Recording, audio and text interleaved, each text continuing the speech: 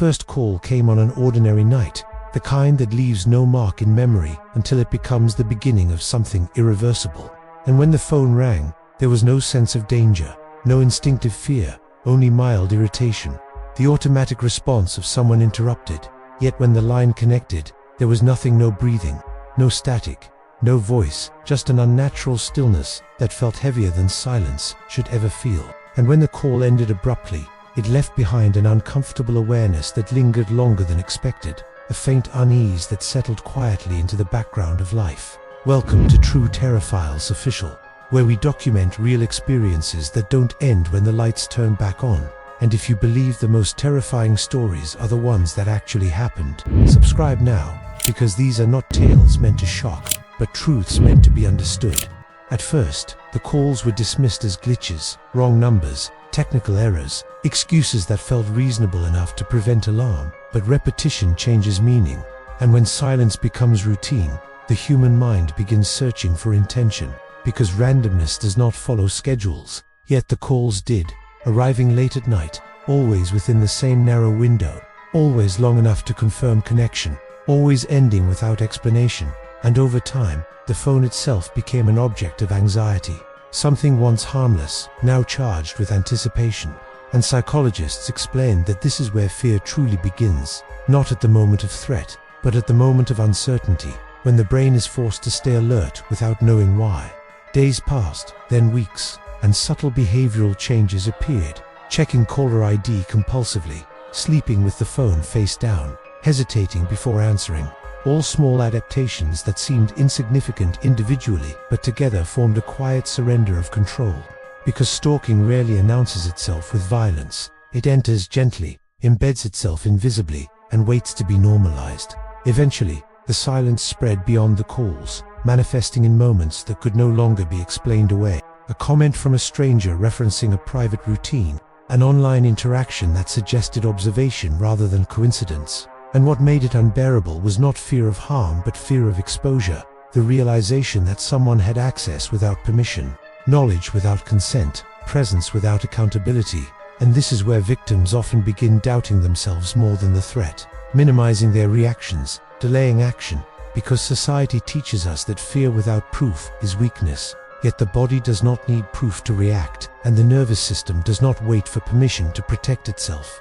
Law enforcement reports would later confirm a pattern seen in countless stalking cases, that silence is often the first and most persistent tool, because it leaves no evidence while inflicting maximum psychological pressure, forcing the victim to live in a state of permanent anticipation, never knowing if escalation is imminent or if the quiet itself is the message. And over time, life reorganizes itself around avoidance. Routes change, habits shift, trust erodes, and even moments of calm feel suspicious.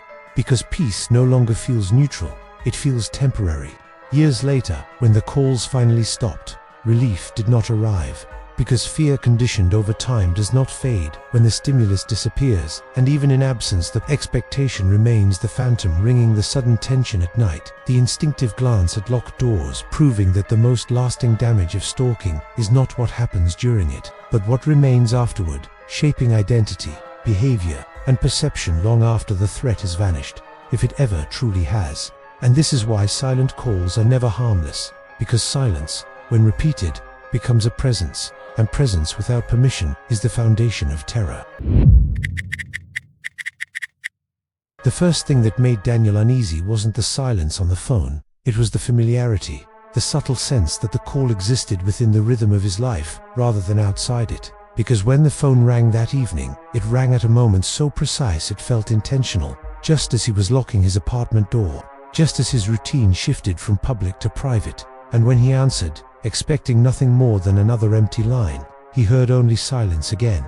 Yet this time the silence felt different, heavier, almost expectant, as if the person on the other end was waiting for him to realize something important. Welcome to True Terror Files Official, where we examine real stories that don't rely on spectacle, but on truth. And if you believe the most unsettling horror is the kind that follows people home, subscribe now, because these are experiences that deserve to be acknowledged, not dismissed. Daniel had no reason to feel targeted, no known enemies, no unresolved conflicts, no online presence that invited attention. and that absence of explanation became the most disturbing element of all. Because when fear has no origin, it becomes impossible to contain.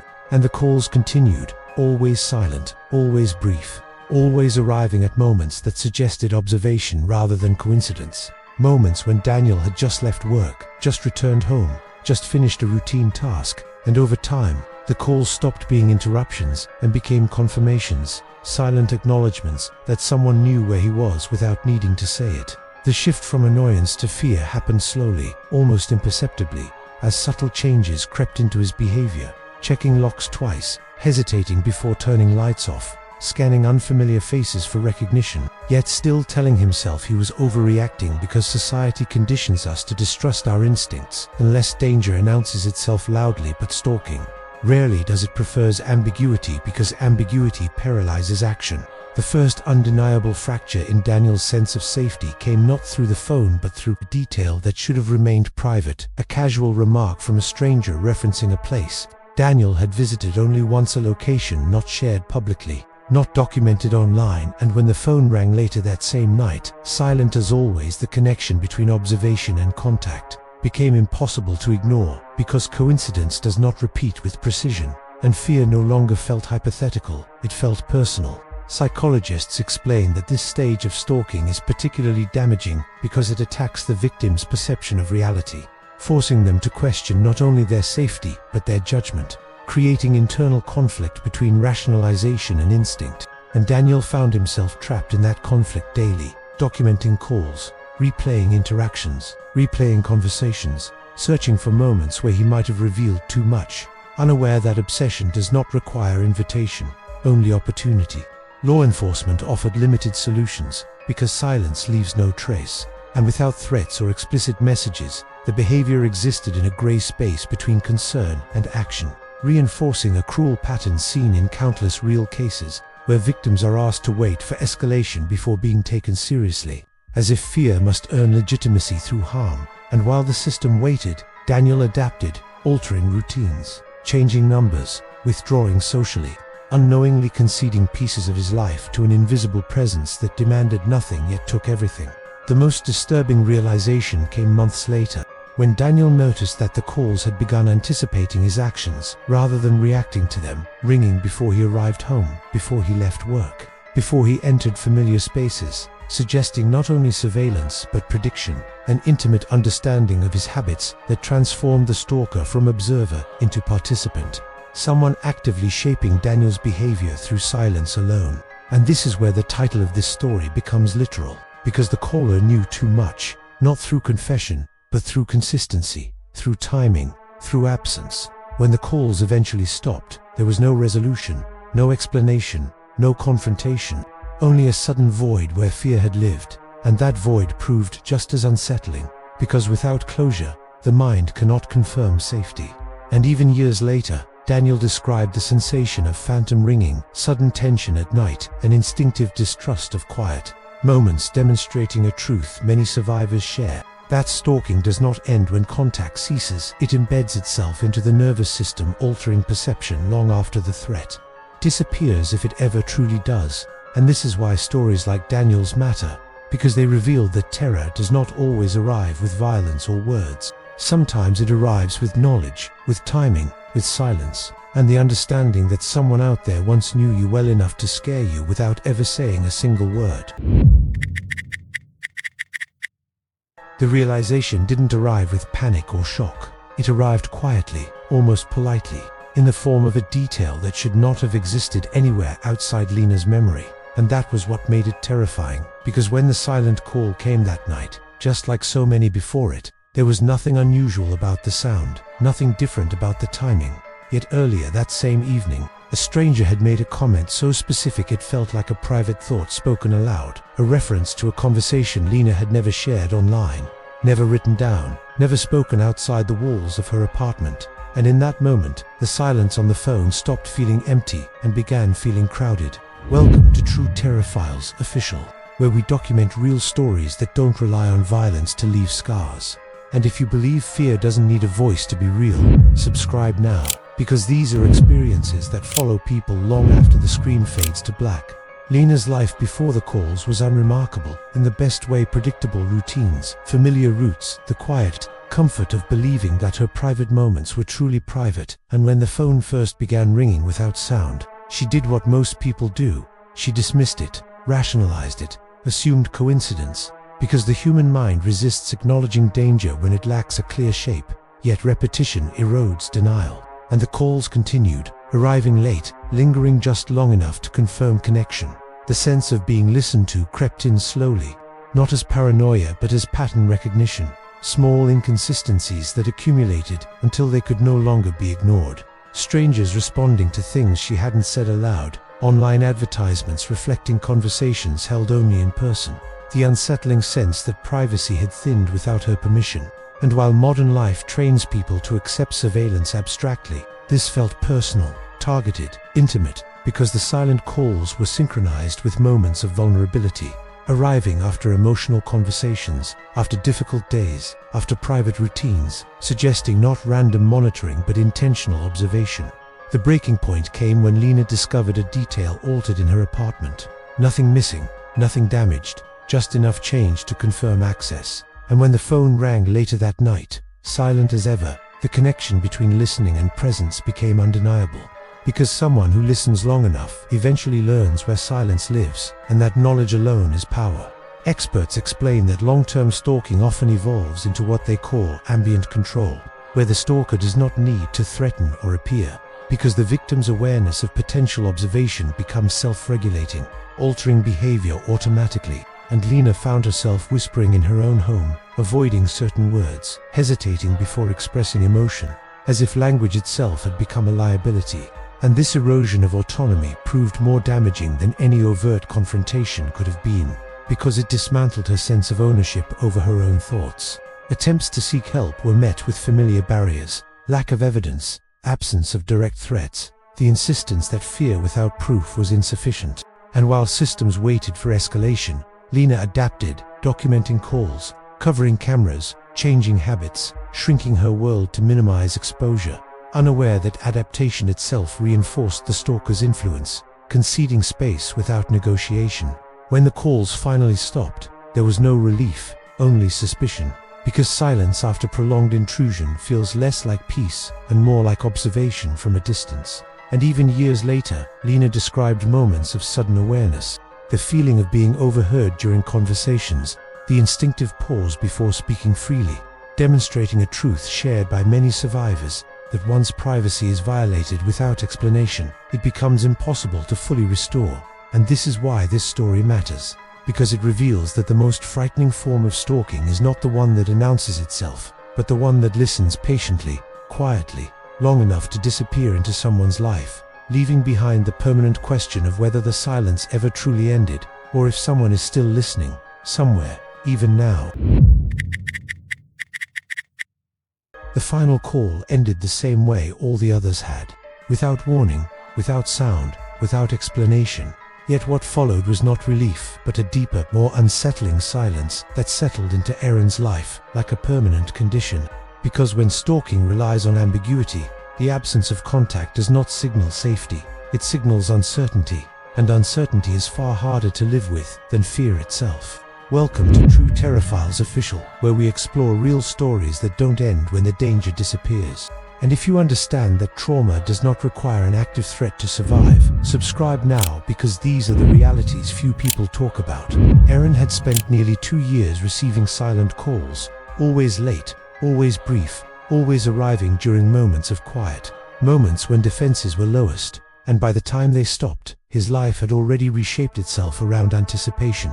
Routines altered, sleep fragmented, trust eroded, and the sudden absence of the calls felt less like freedom and more like a test, as if the silence itself was watching to see how he would react. Psychologists explain that prolonged exposure to stalking creates a state of hypervigilance that does not deactivate automatically, because the nervous system adapts to expectation rather than reality, meaning the body remains alert even when the stimulus disappears. And Erin experienced this daily, waking abruptly at night without reason, feeling tension during mundane tasks, interpreting unfamiliar sounds as potential threats, all signs of a fear response that had become self-sustaining. Friends encouraged him to move on, to celebrate the end of the calls. But celebration requires certainty, and certainty was the one thing silence never provided. Because without knowing who the caller was or why they stopped, Aaron could not confirm safety, only hope for it. And hope is fragile when fear has been rehearsed repeatedly. Attempts to return to normal life revealed how deeply the experience had altered perception. Unfamiliar phone numbers triggered immediate anxiety. Unexpected notifications caused physical reactions, and quiet moments once associated with rest now carried an undercurrent of suspicion, demonstrating how stalking does not simply interrupt life but rewrites how safety is defined. Legal avenues offered little resolution, because without continued contact, there was nothing to investigate, nothing to prosecute, reinforcing a pattern common in long-term stalking cases where victims are left managing consequences alone, carrying invisible damage that lacks formal acknowledgement. Aaron eventually changed his number, his routines, even his social habits, not because the threat was confirmed ongoing, but because the absence of closure demanded precaution. And this is where many survivors find themselves, living defensively not because danger is present, but because it once was, and the mind cannot be convinced it won't return. Experts note that this phase is often the most isolating, because external validation fades as the threat appears to have ended, leaving victims to question whether their continued fear is justified, a question that compounds trauma by turning survival instincts into sources of shame. Over time, Aaron learned to recognize the permanence of the change, accepting that the calls had ended but their impact had not, that safety would never again feel automatic, only intentional. And this acceptance, while painful, marked the beginning of adaptation rather than recovery. Because some experiences do not resolve, they integrate, becoming part of how a person navigates the world. And this is the truth. This story reveals that stalking does not always conclude with justice, confrontation, or answers. Sometimes it ends with silence that demands lifelong adjustment. And if you are listening to this and recognizing your own experience, understand this clearly. Fear that persists after danger is not weakness, it is evidence of survival. And by sharing stories like Aaron's, we challenge the misconception that terror requires a present threat to be valid. Because the most enduring horror is often what remains after the calls stop, when the fear no longer needs a phone to exist. There was no final moment, no confrontation, no unmistakable ending that allowed Maya to draw a line beneath what had happened to her. Because the most unsettling truth about long-term stalking is that it rarely concludes in a way that feels complete.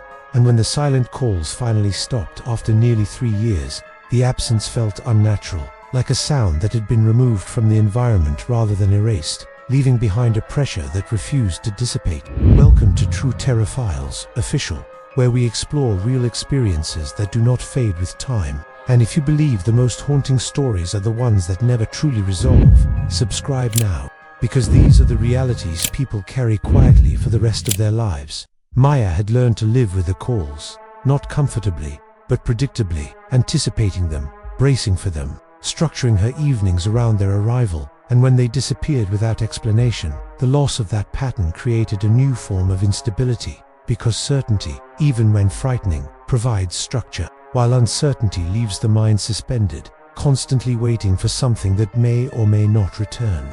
Psychologists describe this phase as post-threat vigilance, a state where the brain continues scanning for danger long after the stimulus is gone.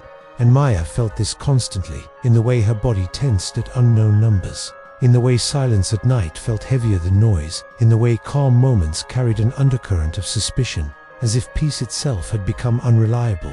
What made her experience especially difficult was the lack of narrative closure, because without knowing who the caller was, how they obtained her information, or why they stopped, her mind filled the gaps endlessly, creating possibilities far worse than facts. And this is where stalking becomes permanent, not through continued contact, but through unanswered questions that embed themselves into identity. Attempts to explain this lingering fear to others were often met with confusion or impatience, because from the outside, the threat appeared to be gone, reinforcing a painful disconnect between lived experience and external perception, a disconnect that left Maya feeling isolated even among people who cared about her. And experts note that this social invalidation can deepen trauma, because it teaches survivors to doubt their own reality, questioning whether their fear is justified simply because it is no longer visible. Over time, Maya noticed subtle but irreversible changes in herself. An instinctive need to control her environment, a reluctance to share personal details, an awareness of routines that bordered on vigilance. And while none of these behaviors were dramatic, together they formed a quiet testament to how deeply the experience had altered her sense of safety. Because stalking does not just invade space, it reshapes how space is perceived. Legal systems offered no answers because there was nothing left to investigate, no active behavior to respond to, highlighting a recurring flaw in how psychological harm is addressed, where damage without a current offender becomes invisible, leaving survivors responsible for managing consequences alone.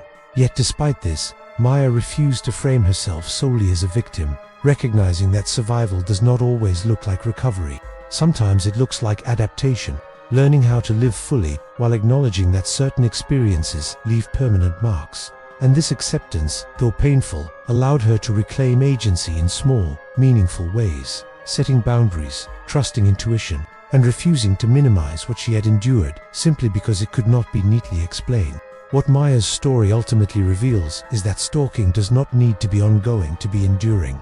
That silence can echo long after the phone stops ringing, and that fear does not always announce itself loudly to be real. And if you are listening to this and recognizing pieces of your own experience, know this clearly: you are not imagining it, and you are not alone. And the fact that it never truly ended does not mean you failed to overcome it. It means the experience mattered, and by acknowledging stories like this, by giving them language and space, we strip silence of its power. And if this series helped you understand the true weight of unseen pursuit, support True Terror Files Official by subscribing and sharing, because awareness does not erase the past, but it does prevent silence from owning the future.